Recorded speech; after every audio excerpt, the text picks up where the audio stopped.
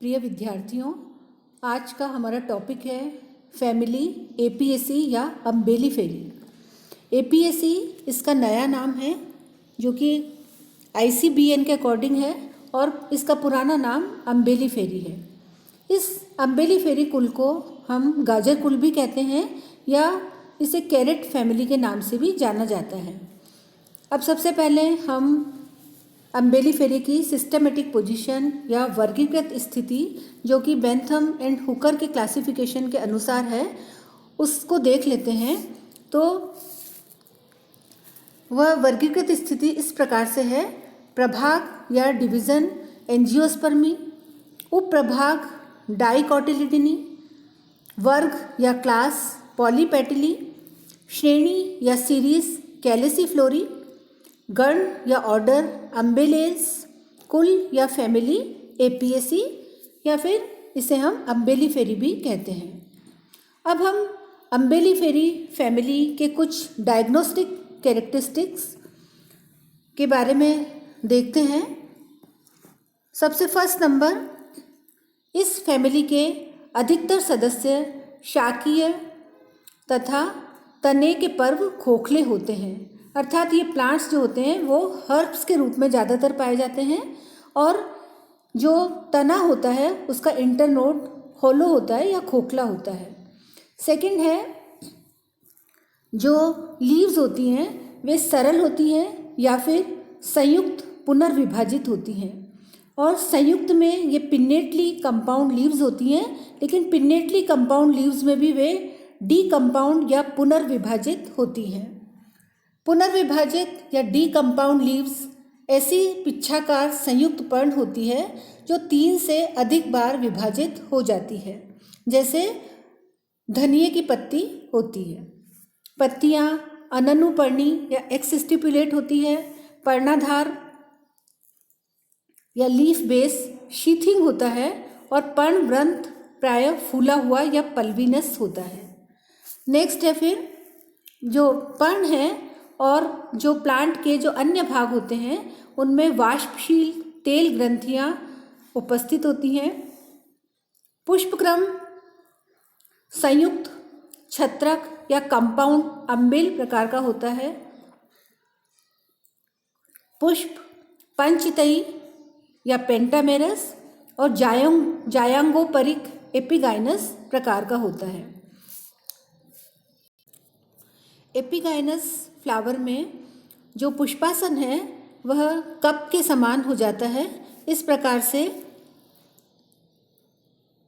इस तरह से हो जाता है और इस कप शेप्ड पुष्पासन के जो ऊपरी सिरे होते हैं वहाँ पर पुमंग अर्थात स्टेमन्स स्थित होते हैं, पेटल्स का चक्र स्थित होता है और उसके नीचे सेपल्स का चक्र स्थित होता है।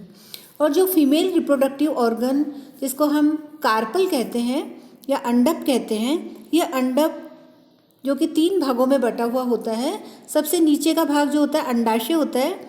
ये अंडाशय इस कप शेप्ड थैलेमस के अंदर स्थित होता है और स्टाइल तथा स्टिग्मा ऊपर की तरफ निकले हुए होते हैं। तो ये जो अंडाशय है ये अंडाशय इस थैलेमस की भित्ति से संयुक्त हो जाता है और इस प्रकार से हम ये कह सकते हैं कि ये ओवरी जो है वह इन्फीरियर हो जाती है और ये बाकी के जो पार्ट हैं स्टेमन, पेटल्स, सेपल्स ये सुपीरियर हो जाते हैं।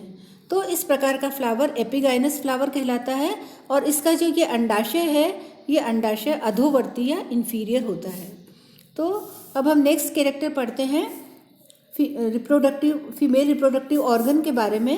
तो ये अंडाशय अधोवर्ती या इन्फीरियर होता है, बाइलोक्यूलर या द्विकोष्ठीय होता है और जो प्लेसेंटेशन है वह एक्साइल प्लेसेंटेशन होता है या स्तंभीय बीजांडन्यास पाया जाता है। अब नेक्स्ट कैरेक्टर है फल के बारे में। फल वेश्म स्फोटी या शाइजोकार्पिक होता है और क्रीमोकार्प प्रकार का फल पाया जाता है। क्रीमोकार्प फल बाइकार्पिलरी सिनकार्पस इन्फीरियर ओवरी से बनता है और पकने पर 2 मेरिकार्प्स में टूट जाता है। ये दोनों मेरिकार्प्स कार्पोफोर पर लगे हुए रहते हैं। अब हम पढ़ते हैं फैमिली अम्बेलिफेरी के प्राप्ति स्थान एवं वितरण के बारे में। तो द्विबीजपत्री पौधों का यह महत्वपूर्ण कुल है और इसमें लगभग 350 वंश और उनकी लगभग 3050 जातियां सम्मिलित हैं। ये प्रायः विश्व के सभी भागों में पाई जाती हैं, परंतु इस कुल के अधिकांश सदस्य नॉर्थ टेम्परेट तथा ट्रॉपिकल पर्वतीय क्षेत्रों में पाए जाते हैं। भारत में इस कुल के 53 वंश और उनकी लगभग 210 जातियां मुख्यतः हिमालयी पर्वत श्रृंखलाओं में पाई जाती हैं।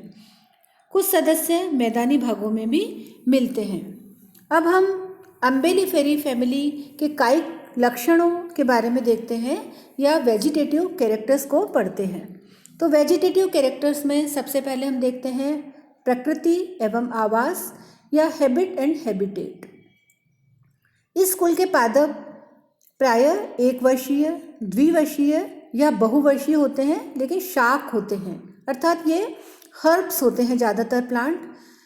यद्यपि बुप्लेरम व ट्रैकीमीन की अनेक जातियां झाड़ियों के समान होती है, परंतु इस कुल में क्षुप एवं वृक्ष स्वभाव के पादप नहीं पाए जाते, अर्थात फैमिली अम्बेलिफेरी के ज़्यादातर प्लांट्स हर्ब होते हैं और इस कुल के अंदर श्रब्स तथा ट्री हैबिट वाले प्लांट्स नहीं पाए जाते।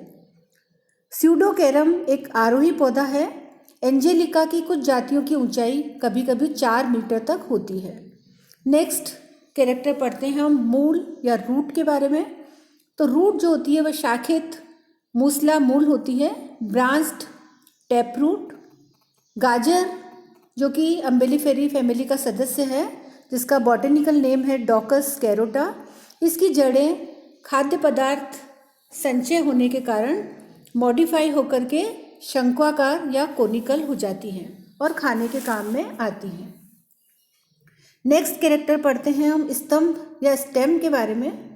स्टेम प्रायः ऊर्ध्व या इरेक्ट होता है और स्टेम के जो इंटरनोड होते हैं या जो पर्व होते हैं वे खोखले होते हैं। स्टेम कोणीय या एंगुलर होता है, शाखित या ब्रांच्ड, शाकीय या हर्बेशियस होता है। सेंटेला का तना शयान या प्रोस्टेट होता है और इस सेंटेला के तने की पर्व संधियों से जड़ें निकलती हैं। अब अम्बेलिफेरी कुल के सदस्यों की यह एक पहचान है कि इस कुल के जो प्लांट्स हैं उनके शरीर में वाष्पशील तेल ग्रंथियां पाई जाती हैं, जो कि इस फैमिली का एक प्रमुख पहचान का लक्षण है। नेक्स्ट कैरेक्टर है पर्ण के बारे में या लीफ के बारे में। लीफ सरल या सिंपल होती है और या फिर ये पिच्छाकार संयुक्त पिन्नेटली कंपाउंड होती हैं। पिन्नेटली कंपाउंड में ये पुनर्विभाजित या डी कंपाउंड लीफ होती है। डी कंपाउंड लीफ जैसा कि आपको पता है कि ऐसी पिच्छाकार संयुक्त पर्ण होती है जो 3 से अधिक बार विभाजित हो जाती है। सेंटेला एशियाटिका में पत्तियां सरल होती हैं। पत्तियां अननुपर्णी या एक्स स्टिपुलेट होती हैं, परंतु सेंटेला में पत्ती के आधार पर अनुपर्ण पाए जाते हैं जो कि झिल्लीनुमा होते हैं। और सेंटेला के जो पर्ण फलक होते हैं वे किडनी शेप या वृक्काकार होते हैं। इनका पर्णवृंत काफ़ी लंबा होता है। पर्णवृंत प्रायः फूले हुए होते हैं इस फैमिली के पौधों के अंदर और आधार पर वे स्तंभ को घेरे रहते हैं। शिराविन्यास जालिका रूपी होता है, रेटिकुलेट वेनिशन, परंतु एरिंजियम में पत्तियां एक बीजपत्री पर्ण के समान होती हैं और उनमें समानांतर शिराविन्यास पाया जाता है।